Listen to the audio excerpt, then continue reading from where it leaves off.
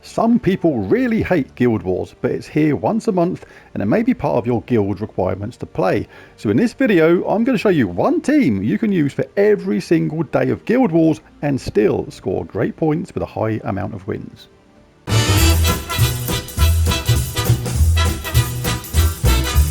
But I must stress, this video and team is designed for those players that can't really stand Guild Wars and just want to get it out of the way as quickly as possible, but still score pretty good points in the meantime. On higher brackets though, it is generally recommended to counter certain opponents, but this team is all about not having to bother with strategy and just getting the job done in an effective way. So for this team, we have Wand of Stars, 2 times Diamantina and Leprechaun.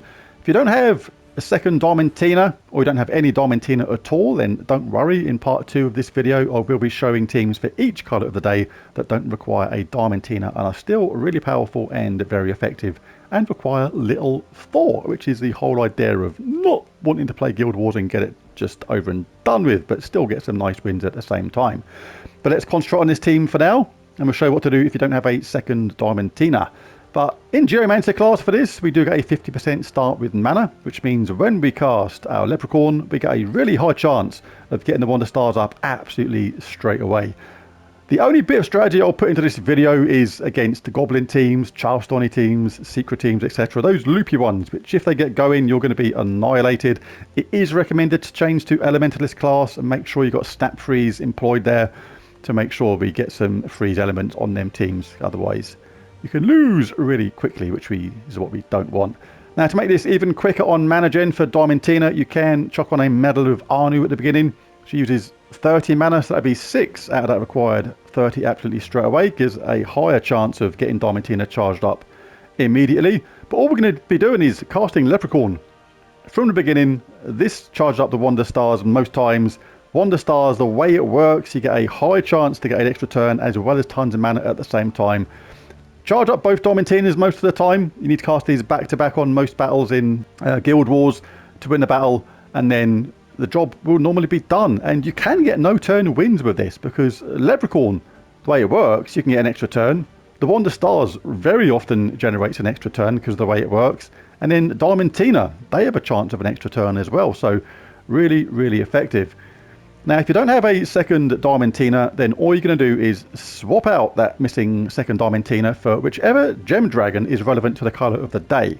So if on Purple Day, for example, you would use a Amethyalus, gives 2 magic to all purple allies when matching purple gems, does damage to all enemies, as well as that has another chance of an extra turn as well. So still viable for no-win battles with this.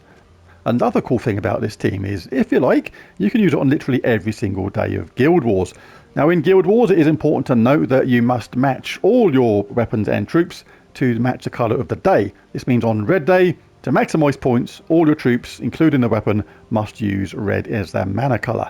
So with a troop like Leprechaun, it means we'll only maximise points fully on Green and Purple Day. So on the other days of Guild Wars, you will actually lose a few points because Leprechaun doesn't use those exact colours of the day. But it's better to just lose a handful of points on something like that and still get a win where you're going to get points well into the thousands than it is to actually run a different team with a different troop at the bottom, which gives the enemy a chance to get going.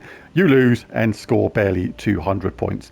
The banner for this in general for this team will be +2 a purple, and yeah, super easy to use. Let's try it out. All right, let's dive into a few battles then. Explore 10 for this because it's the closest to my level. I've got quite good stats and I've matched the enemies closely to mine. The reason is because whatever bracket you're playing in Guild Wars, it will be similar stats to yours most of the time.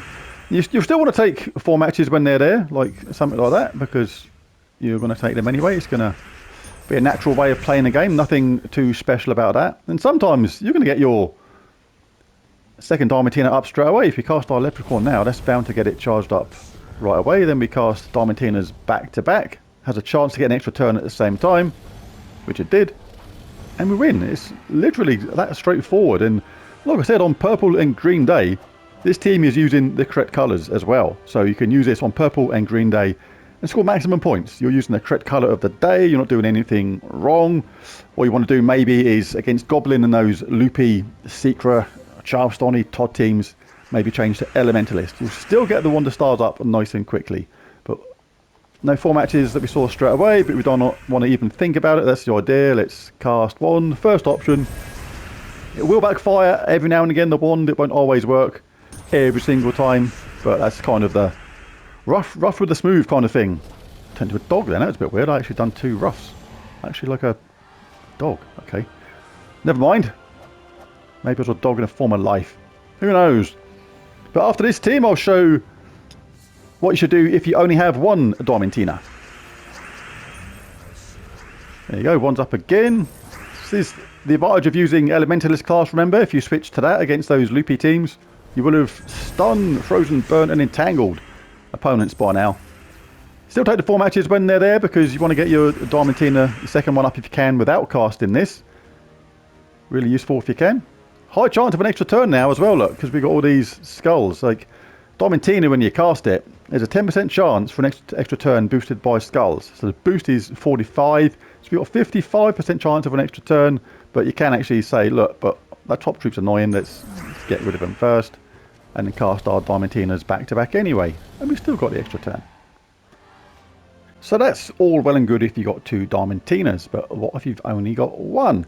Well, in that case, you want to bring up your dragons or your boss type troops, whichever way you want to go about it, and you're going to swap out, in this case, the second Diamantina for whichever gem dragon is relevant to the colour of the day. So if it's a green day, for example, you'll pop in an Emeraldrin.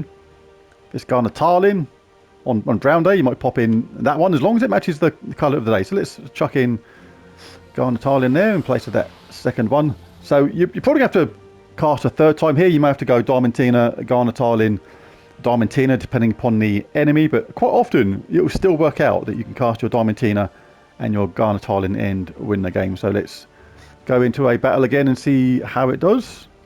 Let's do a few more.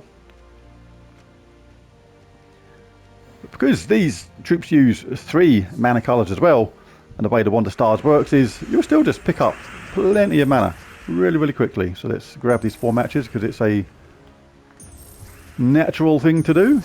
Obviously you don't get all them all the time. But see, when the Wand of Stars is up, you can actually still cast your Leprechaun if you like, because it's a guaranteed match. Depends upon how close your Garnatalin is ready to cast. If you're maybe better off actually casting this first, because you're going to get more power then. If the Wand of Stars does really well on the charge, so it got really close to getting our Diamantina up then. Just look around for a double match. Nothing too technical about that. If you can't be bothered, just press wand again. Most of the time it's going to work in your favour, and indeed we did get our Diamantina up again. So you can even run that with 1 Diamantina.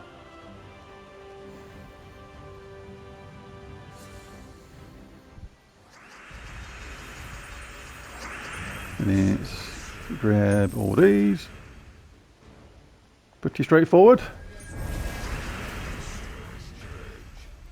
There we go, we've got them both up. Let's cast 1, let's cast the other. And indeed, that, apart from 1 troop, that was actually enough. So now it's a case of blowing up the board with Leprechaun and finishing off with Diamantina. Really straightforward. All you got to do is just swap out the second Diamantina you don't have quite yet for a boss dragon relevant to the colour of the day.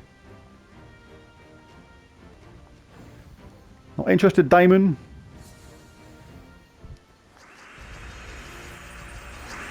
Four matches, let's take them. That's got the wand up straight away. Let's risk that now. There we go. How close is our Garnatalin? Pretty close. Oh, one away, but we've got an extra turn. Happy days. Cast Diamantina. Sometimes you get extra turn, sometimes you won't, and yeah, it's actually enough right now. But so even if the enemy was a bit more powerful than what I'm fighting here, it's still going to be enough to get the job done. But it all does depend upon your magic level and the opponent you're fighting, of course, whether you have to cast your Diamantina a second time or not. Let's go for this because it's guaranteed, where Wand of Stars can sometimes fail.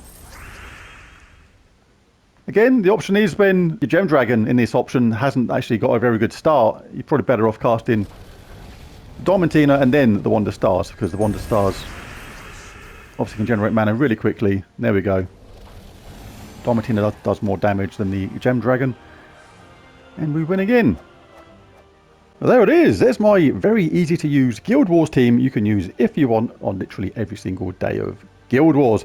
Now, like I said, I will be showing a team viable next time when I do part 2 of this video to show what you should pick if you don't have 2 times Diamantina, or even one of them. So look out for that next time. But thanks for watching this video. If you enjoyed it, found it useful, helpful, any of that kind of stuff, be really cool if you bash that like and subscribe button. It really does help. But most of all, thanks for watching, and I'll catch you again next time. Bye for now.